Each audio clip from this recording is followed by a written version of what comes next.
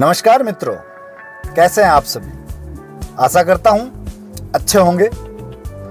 मित्रों, भलाई करते रहिए बहते हुए पानी की तरह, बुराई खुद ही किनारे लग जाएगी कचरे की तरह। यह एक साधारण सी पंक्ति लगती है, लेकिन अपने भीतर गहराई में छिपाए है संतुलित जीवन जीने का मंत्र। यह पंक्ति हमें सिर्फ अच्छाई करने की सलाह नहीं देती, बल्कि बताती है कैसे भलाई की निरंतरता ही बुराई का सबसे प्रभावशाली उत्तर है। इस वीडियो में हम इस विचार को गहराई से समझेंगे और जानेंगे कि इसे अपने जीवन में कैसे उतारा जाए। मित्रों, पानी जब बहता है तो वो रुकता नहीं है, न किसी से पूछता है, ना ही रास्ता मांगता है। वो बस अपना काम करता है, चुपचाप, लगातार और सादगी के साथ। भलाई भी कुछ ऐसी ही होनी चाहिए। आज के समय में लोग अक्सर सोचते हैं, हमने उसके लिए इतना किया, बदले में क्या मिला। दुनिया तो स्वार्थी है, हम अकेले भले बनकर क्या कर लेंगे, कहीं हम मूर्ख तो नहीं बन रहे। यह सोच किसी हद तक जायज भी लगती है, लेकिन जरा सोचिए, क्या कभी किसी नदी ने कहा मैं सिर्फ साफ जगह पर ही बहूंगी? नहीं, वो गंदगी के बीच से भी बहती है और उसी बहाव में से शुद्धि करती है। हमारा कर्म भी वैसा ही होना चाहिए, बिना किसी अपेक्षा के बस कर्म करते जाना है। कभी कभी लगता है कि अच्छा करने वालों के साथ ही बुरा होता है। उनकी सादगी का लोग फायदा उठाते हैं, उन्हें सीधा साधा कहकर हाशिए पर डाल देते हैं। लेकिन यहीं पर हमें याद रखना चाहिए, अच्छाई एक प्रक्रिया है, सौदा नहीं। भलाई का असली मूल्य तब दिखाई देता है जब समय बीत जाता है। आज आपकी एक मदद किसी की जिंदगी का मोड़ बन सकती है। हो सकता है आपको उसका प्रतिफल तुरंत न मिले, लेकिन जीवन का संतुलन हर चीज का हिसाब रखता है। जब आप एक बहती नदी में कुछ समय बैठते हैं तो आपको दो चीजें दिखती हैं, साफ बहता हुआ पानी बीच में, गंदगी या फिर कचरा किनारे पर सिमटा हुआ। क्यों? क्योंकि पानी रुकता नहीं है, लेकिन कचरा रुक जाता है। वो भारी होता है, जड़ होता है, उसे बहाव मंजूर नहीं है।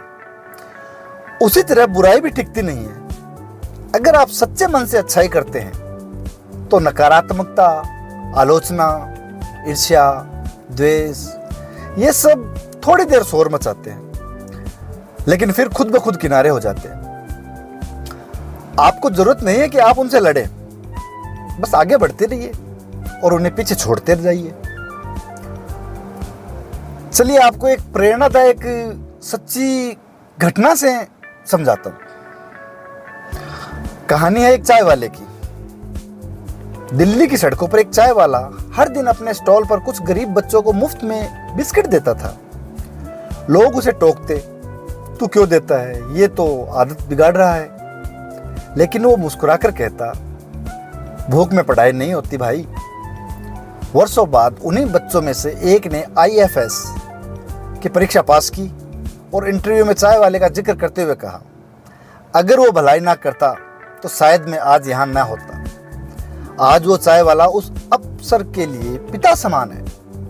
क्या मिला उसे बदले में? सम्मान, प्रेम और सच्चा संतोष, जो सिर्फ निस्वार्थ भलाई में मिलता है।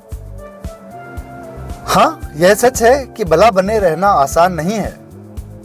जब लोग आपके इरादों पर शक करें, जब आपका मजाक उड़ाए, जब लोग आपकी चुप्पी को कमजोरी समझें, तब भी मुस्कुराकर आगे बढ़ना, यही असली साहस है। लेकिन यही वो ताकत है जो आपके भीतरी रूप से मजबूत बनाती है।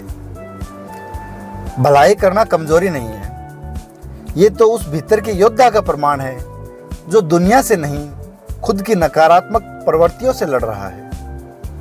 भलाई का मतलब सिर्फ किसी की जान बचाना नहीं होता है, यह तो हर रोज के छोटे छोटे कामों में छिपा होता है। किसी थके हुए को मुस्कुराकर पानी दे देना, किसी बुजुर्ग की सुन लेना, किसी के गलत होने पर भी अपमान ना करना, ट्रैफिक में धैर्य रखना, और सबसे जरूरी, पीठ पीछे भी किसी के लिए अच्छा सोचना।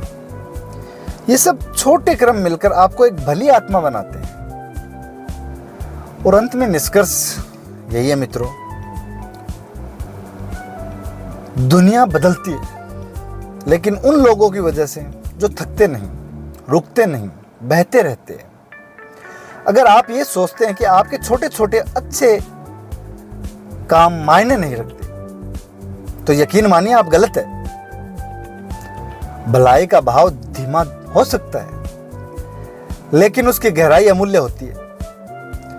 एक बार जब आप भलाई का एक कदम उठाते हैं, आप सिर्फ किसी की मदद नहीं कर रहे बल्कि बुराई को किनारे लगाने की प्रक्रिया में शामिल हो रहे हैं। तो दोस्तों, जब अगली बार कोई आपसे कहे कि भला बनकर क्या मिलेगा, तो मुस्कुराइए और याद कीजिए, भलाई करते रहिए बहते हुए पानी की तरह, बुराई खुद ही किनारे लग जाएगी कचरे की तरह। मित्रों, वीडियो अगर अच्छा लगा तो लाइक कीजिए, कमेंट कीजिए, अपने परिवार व मित्रों के साथ शेयर कीजिए। मैं मिलता हूं आपसे ऐसे ही एक और नए वीडियो के साथ। तब तक के लिए जय हिंद, जय भारत, जय श्री राम।